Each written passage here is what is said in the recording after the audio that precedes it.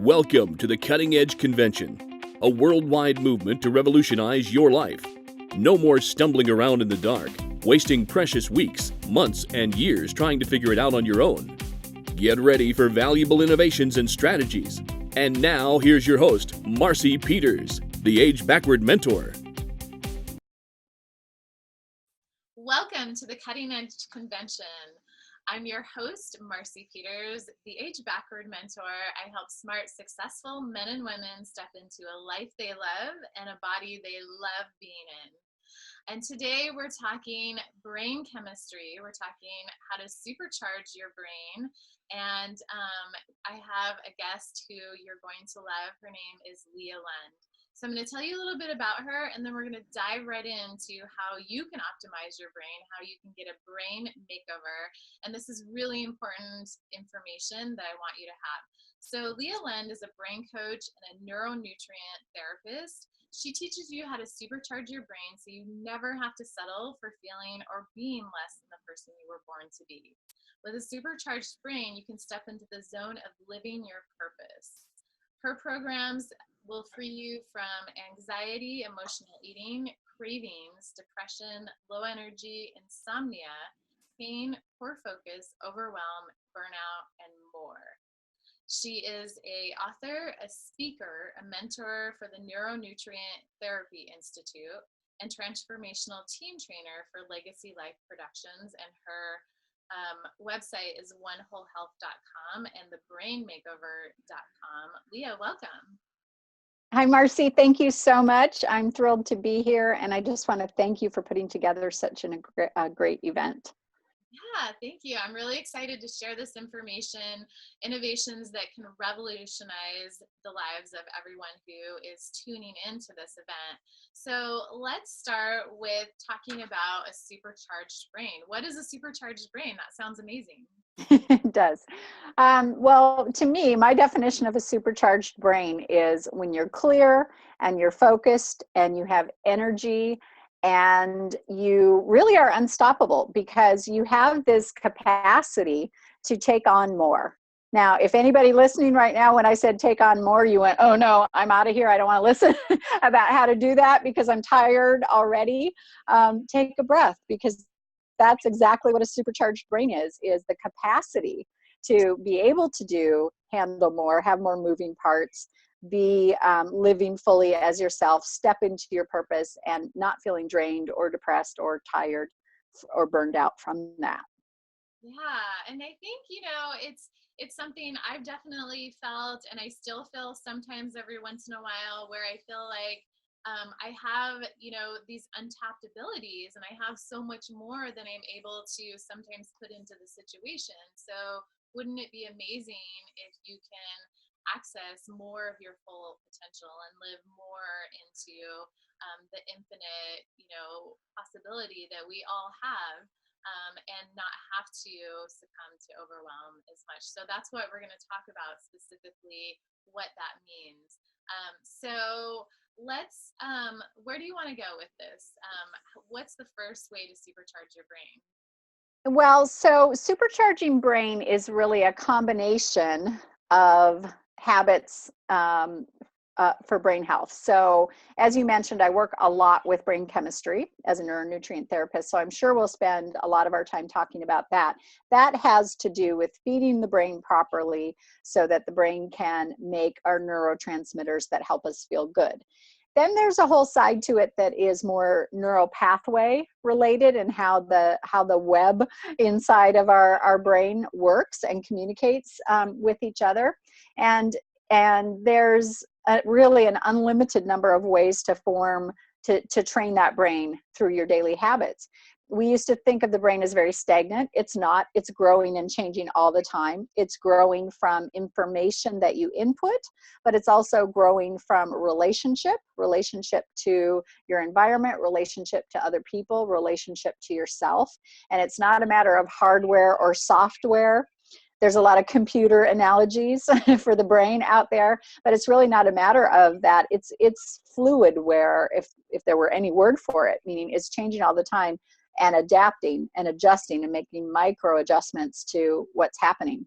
So all that is to share with everybody listening in that good brain health and good brain care really ranges from what you eat, to how you sleep, to how you communicate with people, to how you process information yourself, what your thoughts are, whether or not you're meditating. I mean, there's just an endless number of great resources that you have access to that are really, really good for supercharging your brain.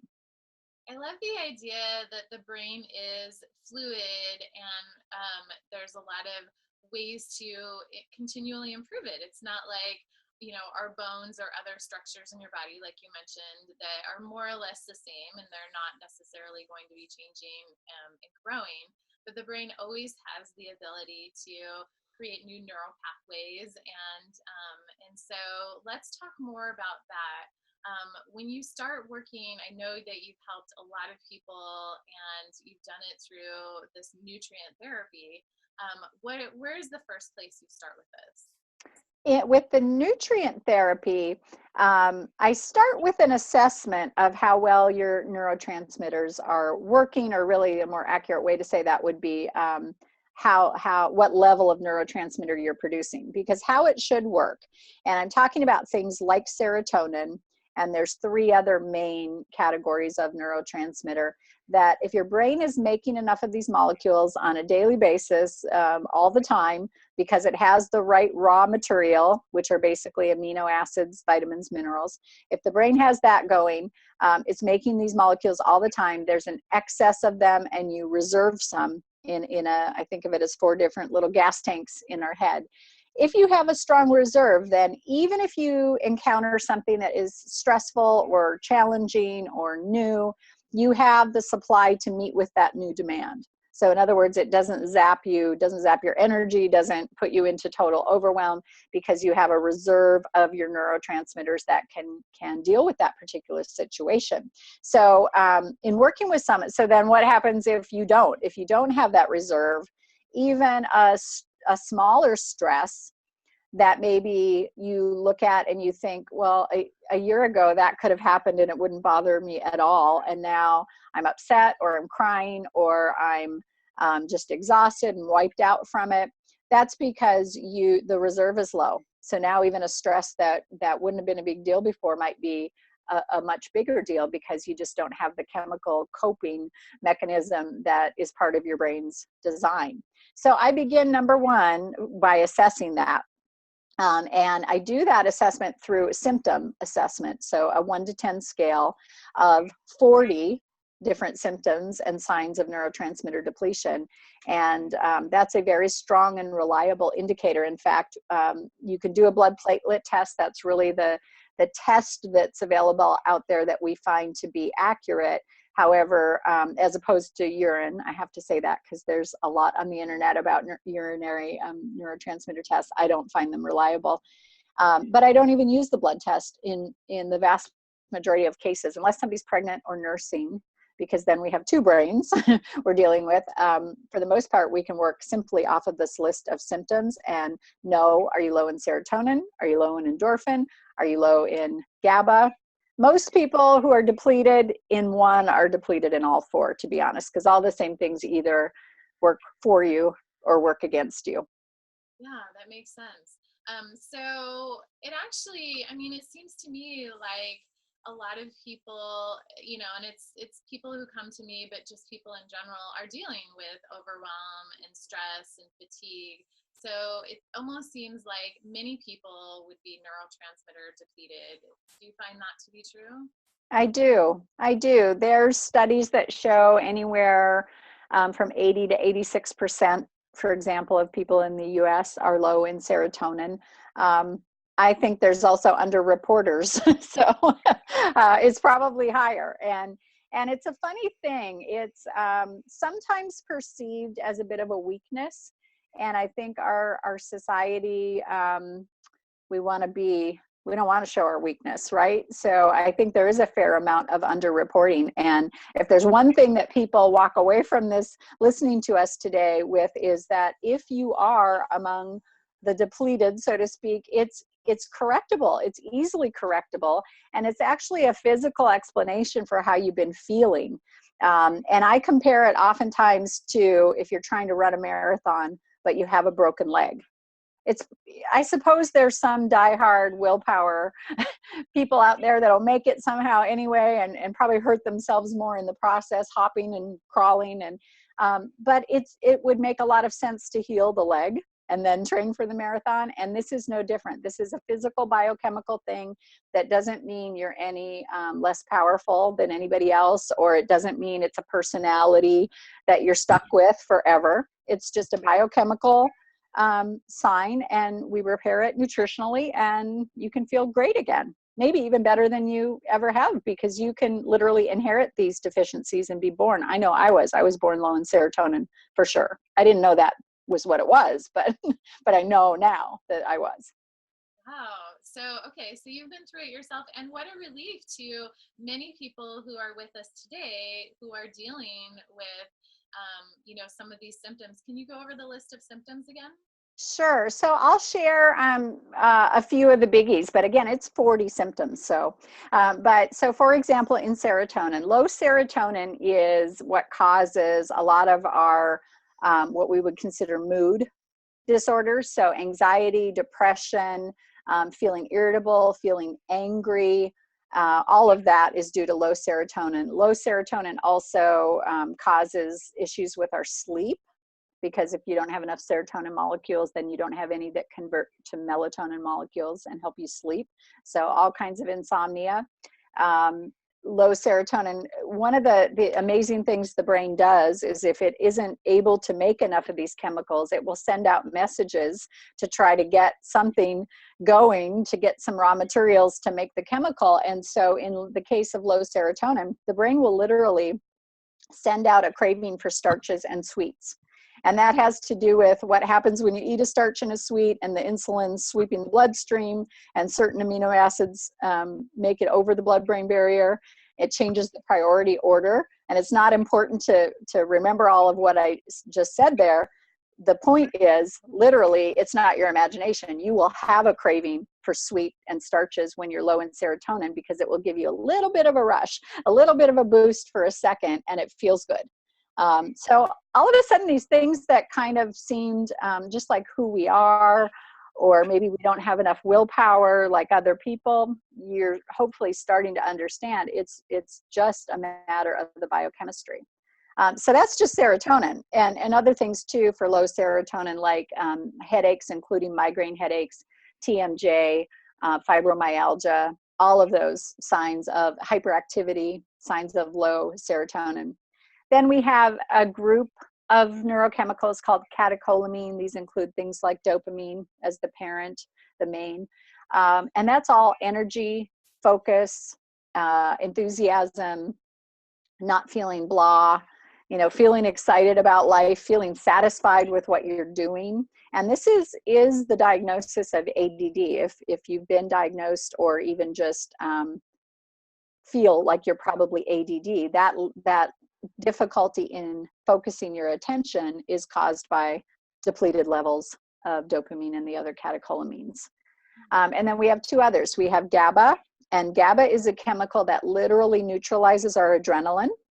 So if you're depleted in GABA, you're going to feel overwhelmed. You're going to feel burned out and stressed out. You have that adrenaline, but I'm tired feeling. And you'll have a harder time dealing with stresses that might not have been so difficult to deal with in the past. And then endorphin is cravings also. It's interesting, the cravings. So whenever somebody tells me they have cravings, I'll ask, what is it? Like, what's your go-to? If you could have anything you want, what would it be? And if it's cheese, or if it's something with a gluten component, or if it's chocolate, or if it's red wine, I'll say, okay, that's endorphin, that's low endorphin, because endorphins work with the opiate area of our brain, and so do those different foods. And I don't know if you call them foods, but those things that I named there. So it's a substitute.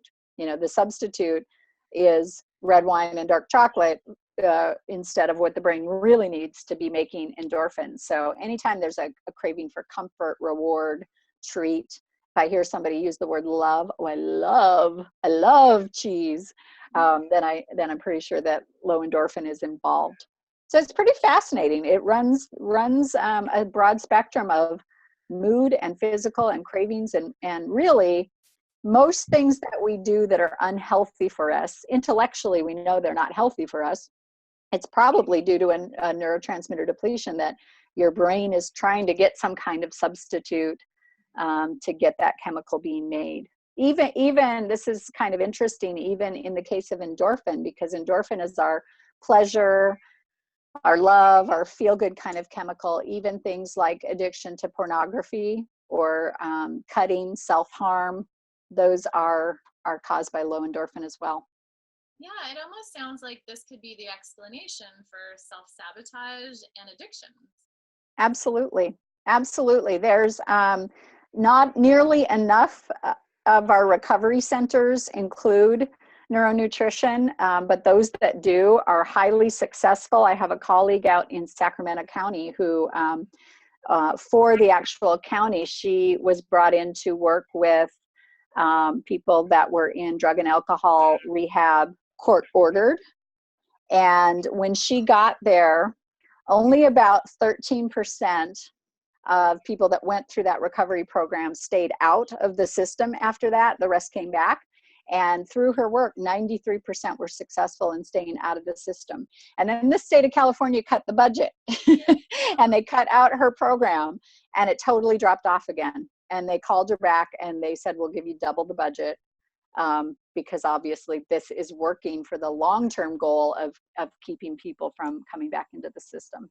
Yeah, that's amazing. And I'm sure that you've seen that with your clientele as well, that people who have struggled for many years with many of these things are able to turn things around. Absolutely. Absolutely.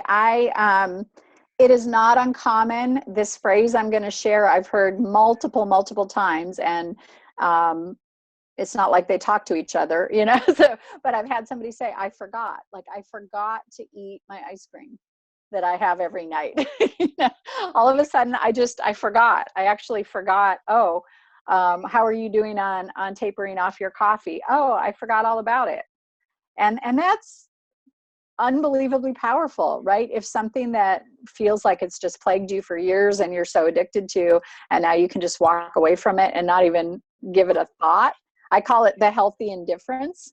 You know, all of a sudden it's just not that big a deal, and it's not that hard. That's amazing. Yeah. So we talked about neurotransmitters and neurotransmitter depletion and all of the effects that it can have on you and your health.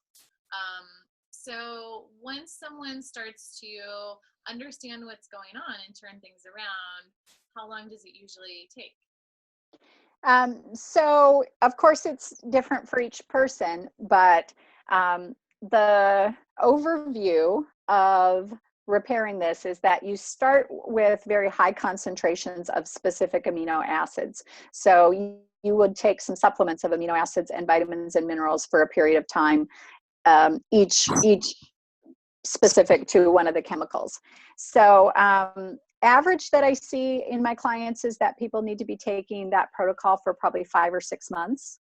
If somebody has had a severe trauma, you know, the loss of someone, or been in an accident, or a victim of a crime or something like that, it can take longer, or a severe addiction, you know, that could take a year or more. But the average that I see is around 5 or 6 months. Okay. And then literally you'll stop those supplements and you feel as good as you've been feeling without the extra support, because the brain's doing it on its own like it was designed to do in the first place. Yeah, so the idea is that for short term, you're going to assist the brain in being able to do what it's meant to do and function appropriately, and then you don't need it anymore. That's right. Okay. That's exactly right. So 5 or 6 months supplementation, but people are feeling better sooner than that progressively. Absolutely. So I teach people, don't just start some supplements. I mean, you could go and say, okay, I'm at my health food store, amino acids, but it's more targeted than that, more specific to each person. But the most important thing, we do a trial. So I teach you to trial, and then you tell me what happened. And if it wasn't a very noticeable change of any kind, then we do something different. Either we increase the amount of that amino acid, or we add a different one, or we try a totally different one altogether. So there's a little bit of tweaking that goes on in the first few weeks, but it's entirely possible to feel something in your first trial, which is a matter of a few hours. And it's a strange sensation, to be honest with you. I'm thinking of my client Scott right now, who still, he's several months in, but I'll get these texts from him. I feel really good. Is this normal? And I'll text back, yes, that actually is normal. And now you know, quote unquote normal, but now you know what that feels like. So it can be very fast acting. And then it's a matter of maintaining that protocol for long enough. And it can also feel fairly surreal of just, wow, I thought that's who I was. I thought I was always, in his case, somebody that didn't have very good attention and focus. And now that's changing. And it's a kick. It's really fun, actually. And even things like introversion and confidence and things that seem like personality traits can be affected by neurotransmitters, right? Exactly. So if you think of a shy person, if you really broke that down, what does that mean? It's probably somebody that goes into a little bit of panic in a new situation, somebody that doubts themselves, and somebody that is not motivated, might be the word, but to be very forward, to talk. They're not high enough energy level. All those things combined make up what we think of as a shy person. So that's a combination of low serotonin and low catecholamine. There's also a condition that can affect all of this that's called pyroluria, and I can expand on that if you'd like. But if not only is somebody depleted in serotonin and catecholamine, and then if part of the cause of that is that they have pyroluria, there's especially a tendency for being shy in social situations. The more people, the harder it is. And yes, isn't that something that for those that's really resonating for, who are listening right now? I'm sure that you really felt like that was just the kind of person you are. And maybe people in your family are the same way. So then that builds the proof, so to speak, that, well, we're just that way. We're a more reserved kind of family or something like that. It's really that most likely your family members have neurotransmitter depletion as well, because it can be inherited. Yeah, so that brings up a good question. Is it always inherited, or what are the other causes?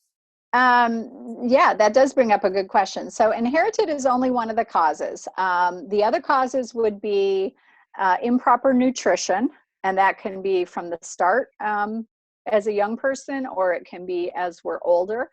And it can be a matter of not enough food or not the right kinds of foods. And then I think part of the reason there's such a rise in anxiety and things like that is just that our food sources are compromised. So even when somebody's trying to eat healthy and brain friendly, we all know there's not, if it's not grass-fed beef, for example, or grass-fed meats, it's a much lower tryptophan level, and tryptophan is a key amino acid for making serotonin. So when I say food, it's all those kinds of scenarios. Dieting is actually one of the major causes. It's terrible for your neurotransmitter levels. So anybody who's been a yo-yo dieter, you've basically starved the brain to the point that it can't, in those times of calorie restriction, there's no way it could be making these neurochemicals effectively or enough quantity. So that's a huge cause. And then the other one is stress. So some of my clients have been through a really specific trauma. A loved one passes away. They were in a car accident, something like that we can trace it to. Everything was great up until that point. And that's when all these symptoms came along. And then many others, it's been more of a gradual. It's been, I actually always felt a little bit this way, even as a teenager or whatever the case might be. And it just builds and builds and builds, and you feel it more and more and more because you're becoming more and more depleted. Okay. Yeah. So, and who hasn't been exposed to stress and, poor eating choices at different times in our lives and dieting and that sort of thing. So, Yeah, it makes sense that there's a lot of neurotransmitter depletion going on, and a lot of these types of symptoms that are happening to people. absolutely. So the supplementation is part of it. You mentioned also working with nutrition. What are some other components of this supercharged brain? Great. Yeah. So those are my starting points. Getting the supplements there so the brain can start making the chemistry that is supportive and helpful to you. Backing that up with the food changes, that always comes second. I don't tell anybody to, for example, give up sugar before they're on their supplements, because if you could have done that, you would have by now. I don't think anybody doesn't understand that that's probably not the best thing to be doing. So once the cravings are gone, it's much more realistic to eat sugar-free, gluten-free, any way that even has maybe been recommended to you due to a health condition. And then a part of it really is the whole endocrine system. So for example, the stress. That's a really good example, because stress is one of the primary causes of neurotransmitter depletion. But it also, if you have a lower tolerance to stress, if you feel overwhelmed often, that could be being contributed from the adrenals and adrenal fatigue as well. So the way I approach this is we start with neuronutrition, then make the food adjustments, then reassess. And let's say if there's still signs of feeling overwhelmed, or there's still sleep issues or something like that, then we would explore, well, how are the adrenals functioning? Same thing for thyroids, but maybe different symptoms. Same thing for sex hormones, maybe different symptoms, histamine levels, methylation issues. There's many, probably a couple dozen different conditions that can be a part of the picture. But oftentimes it's primarily neurotransmitters. So that's a reason for really approaching it in that order. And then likewise, we have to work with the neural pathways. So let's say somebody is stressed and overwhelmed, they start supplements, they start eating protein and good fats and cutting out the sugar and all of that, so that they're making neurotransmitters, they're addressing any adrenal fatigue. If the thinking doesn't change, if the mind doesn't change, it's possible that you could go through this whole process and not be able to sustain it. Because if you are of a mindset that almost anything can be stressful, and I was definitely in one point in my life of that mindset, that even the good things stress me out, like anything could stress me out, then obviously you could fall into this again. So there's a part of the building of new neural pathways where you're teaching the brain to calm down. You're teaching the brain that change and new information isn't scary. You're teaching the brain new ways of thinking through repetition, and you're calming the nervous system with things that we probably know, like meditation, like deep breaths, like journaling, like long walks, like taking some recovery time. The brain, it is a little muscle-like. We don't consider it a muscle, but it's the same in that if you're trying to build, say, a bicep, you work it out for a few days and then you give it rest. And that rest or that recovery time is actually when the muscle grows. And the same is true of the brain. If you're feeding it a lot of stimulation and activity, you need, ideal would be every 90 minutes in your day, at least 10 minutes where it's just quiet and not stimulated. And things can work subconsciously and the brain can recover, and then it can take on a new area of focus or a new task. If you're not able to do that every 90 minutes, then it might look more like your regular weekends off, your vacations. Me time, just 100% you time, is so critical. And I hear this all the time from clients. I'll ask, what was your me time this week? And they'll say, oh, I took the kids to the beach. I'll say, no, then that was your family time. Now let me ask again, what was your me time? Me means, the unplugged, not stimulated recovery time for your brain. and your body. Yeah, yeah. So you have a full comprehensive approach. I love it. And do you want to give us another client example of how things have changed for someone? Sure, sure. Yeah. So our most popular program is the Brain Makeover, and it really is that. It's like making over anything else. You start where you are, and then you look at all the elements that can be improved in your daily routine and your daily habits for your brain. So I'll share an example from a client I was just speaking with this morning, and she is about 6 months in to working together. She's actually in a one-on-one program. So we're going even more in depth because there was, and I'm not saying a name simply because we are in the midst of it, and there was a lot of trauma, a death in the family, just a lot of trauma going on. So it's been a process, but already at 5 or 6 months, she's completely off of sugar and alcohol. She really used to use wine as a thing to, whenever an emotion came up, in her thinking, an emotion equated to, I'm going to get hurt by someone.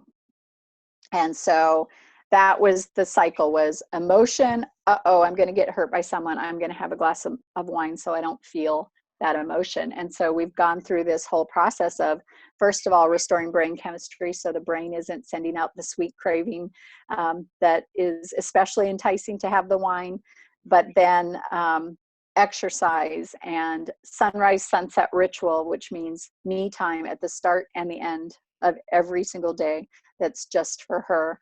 And then it's been practicing expressing her emotion, and that it's okay to have emotion. And she's gone on a mission, and she's done a fabulous job of making it a point to look for opportunities to, not only shy away from when you have to express your emotion, but look for opportunities to say how she's feeling. And in this matter of a few months, she's been on the supplements. There was a little time in the beginning to get comfortable with just taking a lot of supplements and things like that. So she's probably been 3.5 months on the supplements very consistently. She's away from the sugar and the alcohol. She's lost 15 or more pounds. She's working out regularly. And some of the success and the results that I think our listeners will really relate to, that are just the day-to-day things. She just had an experience with her husband where he'd left some clothes laying around on the floor, and that's one of those little habits that just before would have set her off, and she would be angry and a lot of other things about it. And this just happened over the weekend, and she was completely calm and emotionally balanced, and actually did the laundry. She just picked it all up and did the laundry and said, you know what, this is a gift I can give him. I can take care of it for him. He doesn't have to come back and pick things up. And she felt really, really good about it. And it was fantastic. Another result that a lot of people will appreciate is her capacity in general has grown so much. She's an entrepreneur, and she goes in and does presentations in a corporate setting.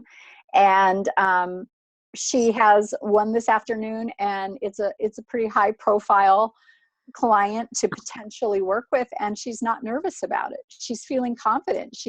This would be what I call a moment of growth, where in the past that would have made her really doubt herself to go into this kind of setting. She would have really, all of the signals of I'm not enough would have been going off, and they're not today, because she is literally calm and balanced and confident about what she's doing. And it's causing her to reach out in her business for more and more business, because she knows she can handle it now. She has grown that capacity. I always kind of make this movement when I talk about capacity, because it's a flowing thing, but it's like, oh, now I can take in that, and oh, I can bring in this, and I can volunteer, I can write my book, I can do something else without getting overwhelmed and exhausted. And that's absolutely happening for the client I'm speaking of. So wonderful. Thank you for sharing. Mm-hmm. So is there anything about this conversation about brain makeover and supercharging your brain that we haven't touched on that you would like to add?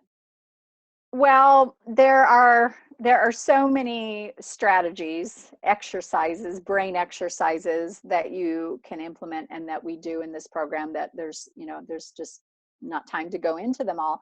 But one thing I will share, because it might be unconventional, but it's so important, is one thing that's really, really good for the brain is when you can bottom line your communication, when you can get to the point.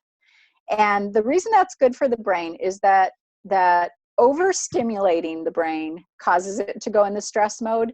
And a lot of times we overstimulate it ourselves just by all the thoughts that are going off in our mind, and the second guessing ourselves, and, oh, I can't make a decision, and what about this, and what about that, and I'm not sure what to do. That sort of internal dialogue can be as stressful as being dehydrated, or something physical. So to the brain, all stress is the same, real or perceived. And so our internal dialogue and then our communications with other people can actually be putting our brain into stress mode. And so the more you can practice, even if you're not somebody who's good on the spot with communication, but if you're in a situation and you're, oh, I'm on the spot, I don't know what I want to say, instead of a lot of chatter, take a breath, ground yourself, speak in a way that is really to the point, and speak your truth. Speak what you're really feeling. Just cut to the chase and say what you might say about that conversation after the fact to somebody else. Oh, I should have said that. Just say that. And not only does it feel wonderful in your heart and soul because you're honoring yourself and you're expressing yourself, people appreciate it, and it's literally good training for your brain. Yeah, and it's a chance for closer connection with others. Absolutely. Absolutely. I know that you're excellent at that, Marcy, because I've been around you to see that firsthand. And so I'll ask you, has anyone ever disconnected from you because you spoke your truth?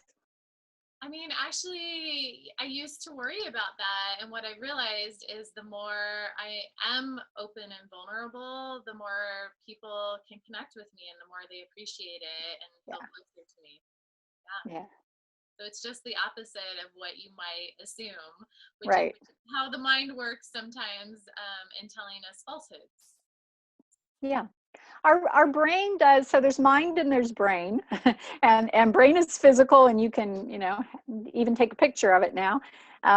But in the mind you can't, but they interact, they coexist, and either one can be in charge. And I like to say you're the higher power behind that can lead both of those. And so we really do have to lead and guide that communication. And our brain does have a negative bias. It was created that way purely for survival, that if something new approaches, we assess it and we survive. So then we have to jump in and work with the mind, not to be making the brain think everything is about survival all the time, and leading the brain and mind both to relax and assess and know that there's no danger. Yes, it's so true. If we're not paying attention, if we're not conscious, we can be in that survival mode most of our lives. Absolutely. And if we are conscious and we're in choice, then we can shift out of survival. And that's where growth and evolution and love and our higher abilities come from. Mm-hmm. And play and curiosity. Yeah, absolutely. Spontaneity, fun, ecstasy, delight, all of those things, that we're all looking for in our lives, connection. Yeah. So I know you have a great next step for our listeners. So our listeners have found out about neurotransmitters and all of these tools that you're employing. And so what's their next step? Great. Well, I am giving a gift to everybody who's been listening in, because the best gift I could give is that assessment, really, that I spoke of. And it's a wonderful tool because it's self-scoring. So all you have to do is click the link that Marcy's providing you here, and you'll literally go through the 40 different symptoms of neurotransmitter depletion, and you'll rate them on a scale from 1 to 10. The higher the number, the greater the indication of depletion. It's not the kind of, and that's across the 4 categories. It's not the kind of assessment where you total your number and then there's a range, of things. It's really what's important to you. If you're at a 10 or even an 8 or a 7 in any symptom, from my perspective, don't tolerate that. Don't just accept that as how it has to be, because it can be corrected. So whether it's cravings or whether it's irritability or whether it's, oh, I tear and cry up sometimes and I don't know why wouldn't you want to address that and fix that if you don't have to feel that way?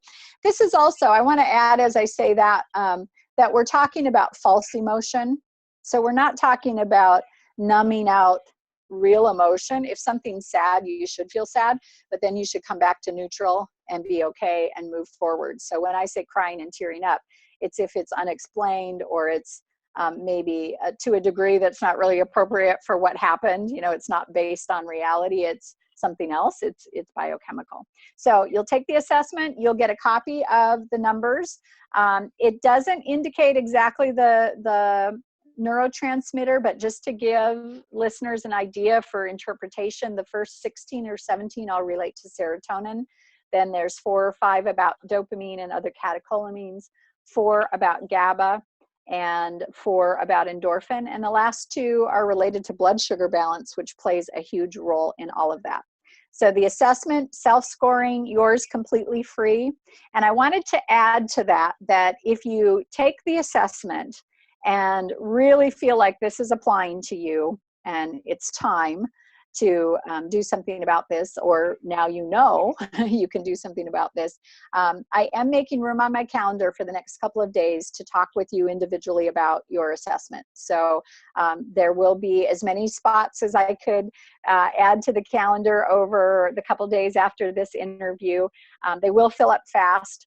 But go ahead and you'll just be prompted at the end of the assessment to set that up if you're interested in doing that. And if you have any other questions or the spots are taken and you're really serious about this and you want to do something, then find me at onewholehealth.com. Okay, thank you. That's so generous. So the assessment, which is the self-scoring brain chemistry assessment, and then also a chance to speak with Leah directly and get information on, her program and how that could be beneficial for you so that you can have the results that all of her clients are experiencing and stepping up in their lives. That's amazing. Thank you so much. My pleasure. Is there anything, any final words as we close up? I think my final words would really be that you're here. We are all here to enjoy life. We're here to have fun. We're here to experience a variety of experiences. We're here to connect with each other and share love. And neurotransmitter depletion is one of many interferences in that, but it's one you can do something about. And your brain can help put you in the position so that you can be that person that you're born to be, enjoying life and having fun. So you deserve that. That's all I can say, we all deserve that, and it's possible. Yes. And we want you to be able to reach your full potential and to be able to access and then share the gifts that are your unique gifts to share in this world. So this is a great way to be able to do that. So thank you. I'm going to have the links for everyone. Make sure to go to One Whole Health. And there's lots of great information there as well, in addition to taking the quiz. And we're going to wrap up for today. I'm Marcy Peters with the Cutting Edge Convention. We're going to see you again for the next interview. Thank you so much for being part of my community. Bye for now. Thank you. Thank you for being part of the Cutting Edge Convention. We don't want you to miss a single valuable session. To have the entire event available to you at any time, purchase the package now before the event ends. That's when the price goes up. And watch your emails to get your next steps from Marcy.